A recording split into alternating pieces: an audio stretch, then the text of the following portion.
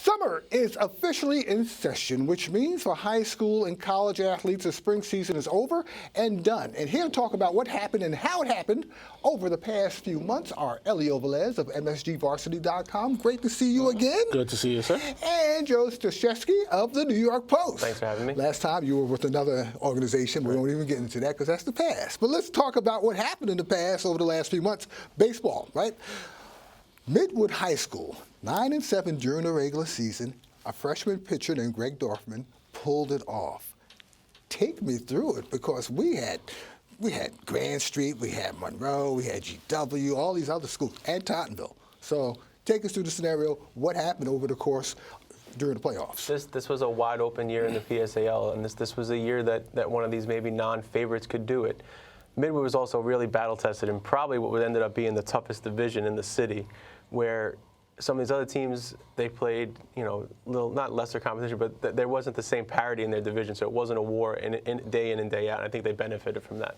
Yeah, they played against Grand Street. They played against those teams that were very tough. First game of the year, they actually beat Grand Street. Maybe we should have known it then, but they kind of struggled mid-year. They were 6-1 to start. They struggled, and people think, oh, well, who's these guys coming out? But it was the perfect storm. They got everything together. They got good pitching, clutch defense.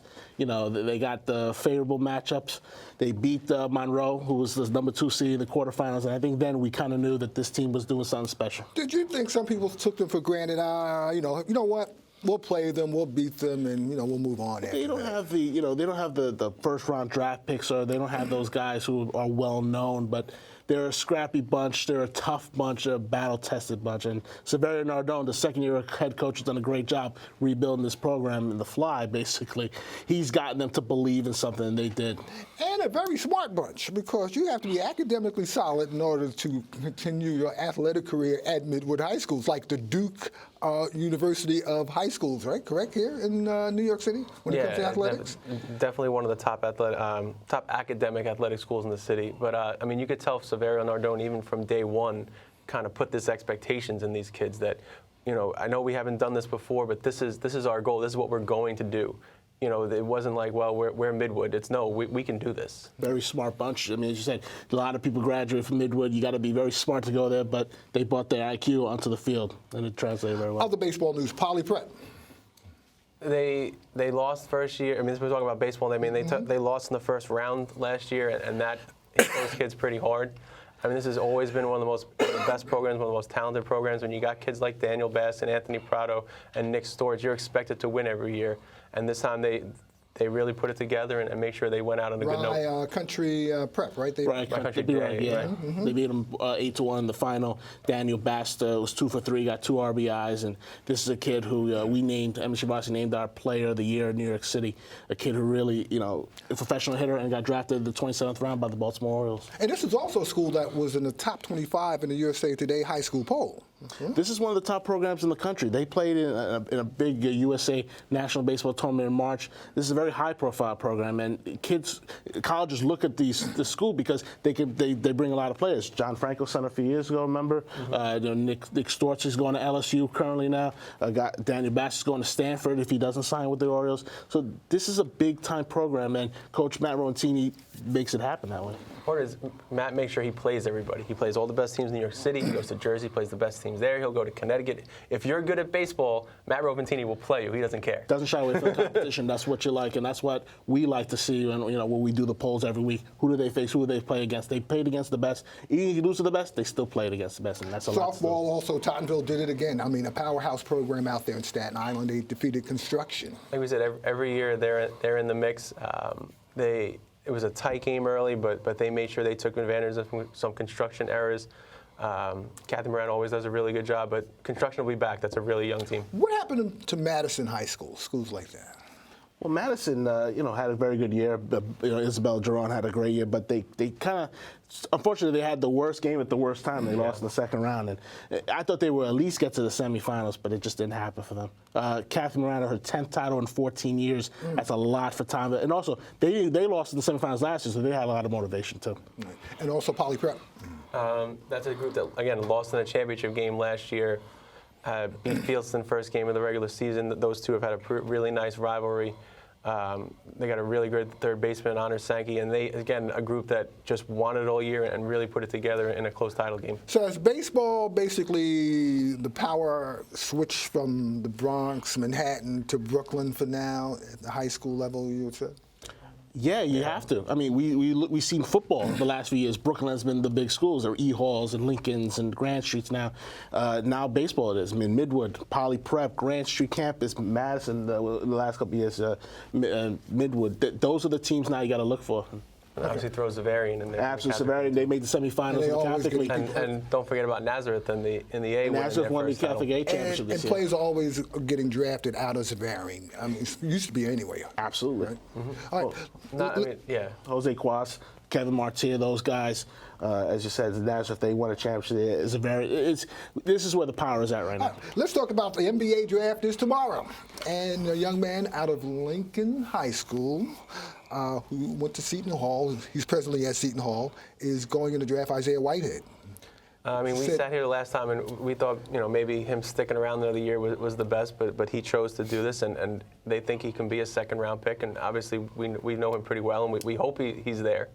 I mean, he would not be a bad fit for both local teams. They both need point guards if he's there. He's worked out with the Knicks. He worked out with the Nets. He also worked out with the Milwaukee Bucks. Also, I was just reading, a little bit here and there about him. He's a kid who doesn't shy away from the attention. He loves the spotlight. Stayed home here, played Seton Hall. Look what he did again in the Big East Championship. Got the MVP. Helped them win the Big East title. I mean, this is a kid who I tell you would be a great fit. Even here in Brooklyn or at Madison Square Garden.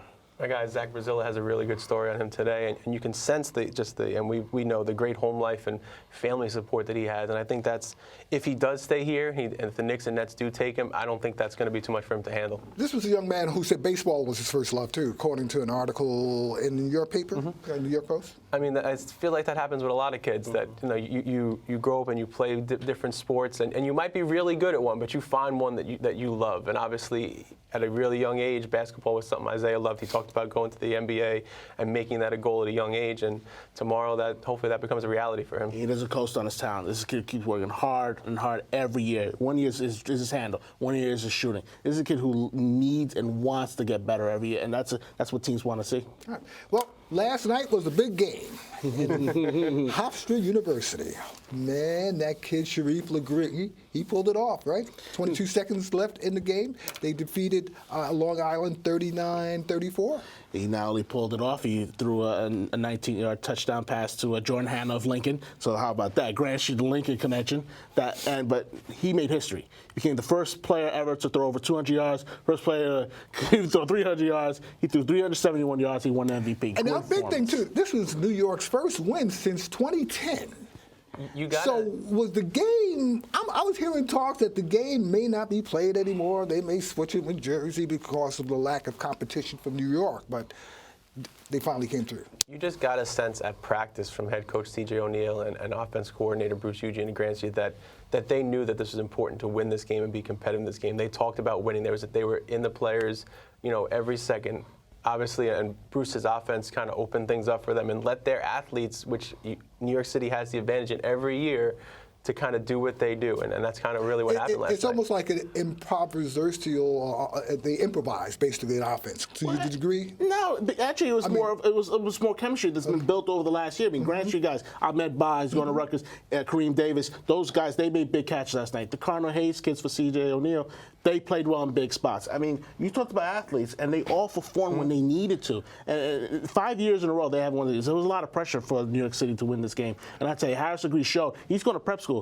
I tell you, a lot of big colleges are going to look at him. He's going to prep school in Boston? Deerfield Academy in Massachusetts. But he'll get 1 year stronger. He'll get, bigger, whatever. And I tell you, there's going to be some big-time D1 schools that This is also get a lot of pressure off of Coach Bruce Eugene because he was involved in this game, and the controversy was that he was supposed to be the head coach, and because of some folks said maybe racism, maybe other factors, that he was not the head coach, but they won it anyway. You could tell that there was a really great dynamic between him and CJ, that both of these guys really respected each other and respected what they brought.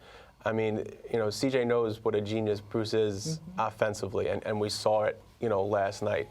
But I think so. I think it puts a great cap to the year for him and for his kids for what they did over the course of the year. You know, not many people can say that they did both, won a title and won the Boomer game. There's something fresh about this team this year. Both teams, you know, Grand Street won the championship here. Cardinal Hayes got to the title game and lost. But those guys had talented groups, but they knew how to manage it. They knew how to get the best out of them. And I think that's why they work so well together. And Coach Bruce Eugene also did it under a lot of pressure. Listen, but he's done that the last few years. He's gotten that program, who had one win a few years ago, to get into the championship last year. I mean, but he's known how to handle the pressure. He knows how to get the kids in, get them to the colleges he wants, and they win. And that's what he does. I don't think Bruce would have it any other way.